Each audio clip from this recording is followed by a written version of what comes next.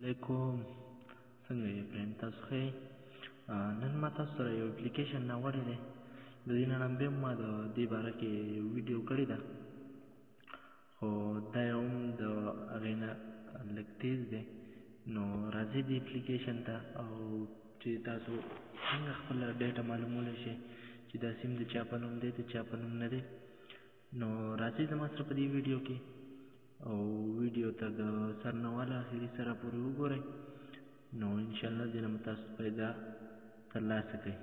او که څوک نوي وي زما په دې چینل نو فضل ټیکنیکل 45 سبسکرایب کړئ او بیل ایکن سره ووهئ او لایک کمنټس وکړئ، خپله رایې لازمي راکړئ. راځئ ځو د ویډیو په طرف. دا یو اپلیکیشن دی، د دې لینک ما په ډسکرپشن کې ورکړی دی او لاړ شئ د هغې ځای نه ځان ته ډاونلوډ کړئ.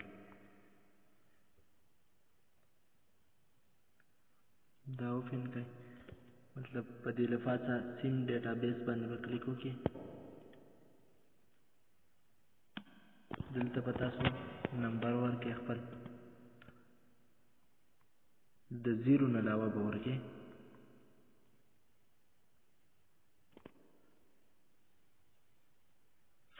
ګوره زما چې کوم ډیټا وه هغه یې راواخیستله، ټیک ده. او دا زما مطلب سیم دی، نو دا د هغې پوره ریکارډ یې راواخیست چې د کوم ځای دی، کوم ځای نه دی، شناختی کارډ نمبر او کوم ځای دی، د پلار نوم خو په دې کې نه ښایي ځکه چې صرف ایډرس ښایي، او دا کوم چې د هغه فرسټ نیم وي او لیسټ نیم وي دا دواړه ښایي. دې نه علاوه زه درته پیپل هم چک کوم.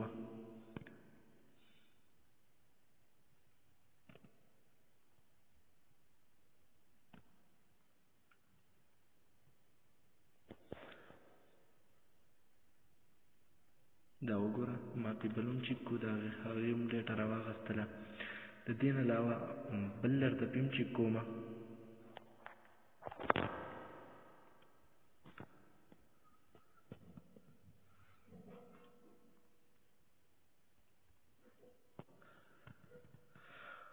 ښه 3 والا نمبر یې ما سرچ کړی او ما ته یې زما ډیټا کلیر راکړه، ټیک ده جي. اوس د دې نه علاوه تاسو څنګه کولی شئ چې تاسو ته دا بل نمبر هم چک کوم چې دې ډیټا راځي او نه راخلي.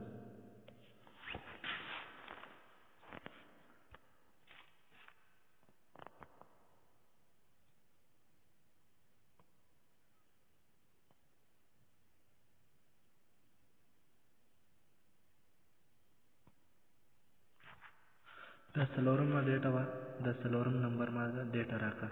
اوس مثال کې طور پر تاسو غواړئ چې په دې شناختی کارډ یې څو سیمان دي، کومې نمبر دي، بیا به داسې وکړئ په دې شناختی کارډ نمبر به کلیک وکړئ، دا به کافي کړئ او بیا به بیک شئ. بیا به راشئ کوم ځای کې چې تاسو فون نمبر ورکړئ په دې ځای کې به یې ورکړئ.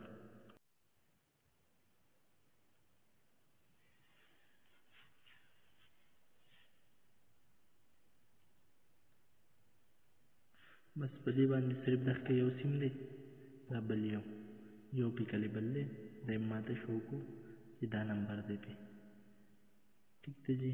نو د داسې ویډیوګانو لپاره زموږ د یوټیوب چینل سبسکرایب کړئ او بیل ایکن سره ووهئ. که دا ویډیو مو خوښه شوې وي نو د نورو ملګرو سره یې شیر کړئ او خپله رایې په کمنټس کې ضرور راکړئ. ما د نورو ویډیوګانو لپاره زما چینل سبسکرایب کړئ او بیل ایکن ورسره ووهئ او خپله رایې په کمنټس کې